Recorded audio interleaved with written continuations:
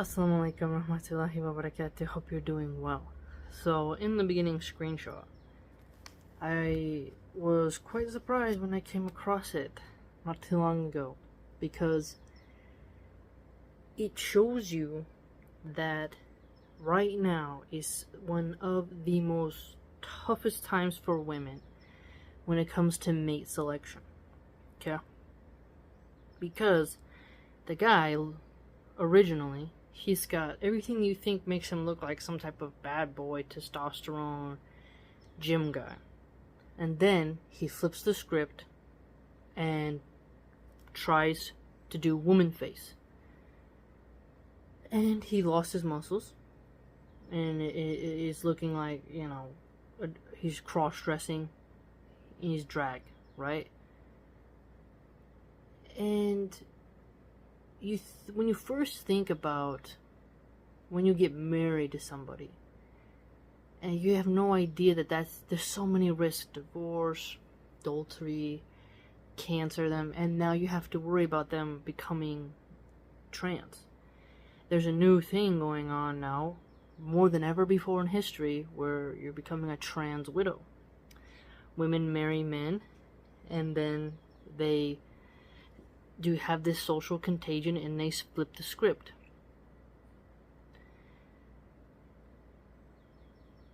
I would think it's very important for us as Muslims to pray for sisters, husbands, to stay masculine, and for Shaitan to keep his claws out of the minds of our fellow believers.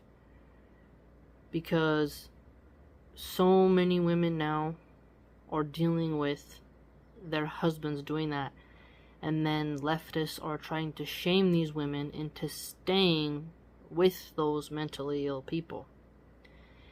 And you think deep down as a woman, okay, who looks like they would do that, right? Who looks like they would do that? And then all of a sudden you see a gym bro do that, and you're like, nothing feels safe. There's no guarantees. So not only do you have to worry about them secretly being gay or secretly being bisexual, now you have to worry about them, and also you have to worry about them cheating, doing drugs, committing a crime, and now you have to worry about, will they become trans, right? And this is so much pressure for women, and I also think that it would do us well to not discount single moms automatically, because such women have to divorce their husbands because that's not what they signed up for in the marriage, right? They don't have to be forced to stay married to someone who essentially broke the marriage contract, because now that person is taking on a feminine role. They are not being patriarchal. They are obeying Shaitan and disobeying Allah subhanahu wa ta'ala in terms of gender roles and gender expression and heterosexuality, and now they've flipped and something has deeply gone sideways. So that screenshot, and I've seen more and more of this, men doing it in their 50s, it's becoming so blatant that you have to wonder, is it chemicals in the food? A lot have pointed out how those who produce the algorithms for adult entertainment often put trans stuff in people's timelines by force, and this causes the porn-addicted scumbags to become weirder and weirder, and it opens their mind to more exploring, and it's a slow and steady slide into degeneracy and perversion. And us women, we have such a heavy burden now. Men have it with the divorce courts and child support stuff, and trying to get a woman to at least cook them a meal. Men have their struggles, this is true. But I would argue that women have a huge struggle right now when it comes to marriage, because you don't have a guarantee that this guy won't just pull up and flip on you. And I think that's a heavy burden, and I think that we should pray for women, because it's such a nasty thing to do to somebody.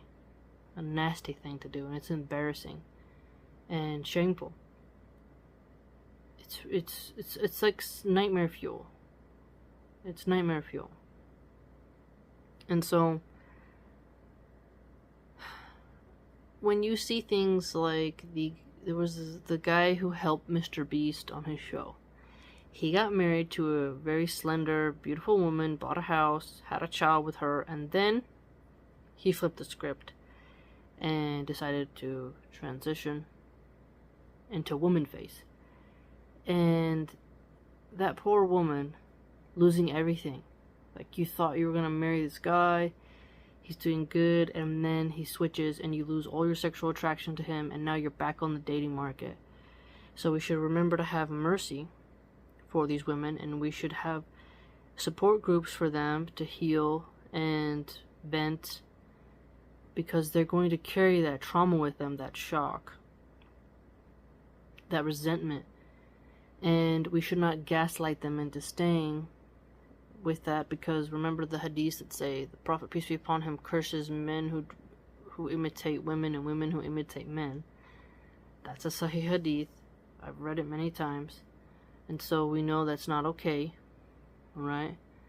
And we don't need to gaslight any Muslimah into staying with a man who decides to do woman face. And so we must help her to get remarried, because this happened in no fault of her own.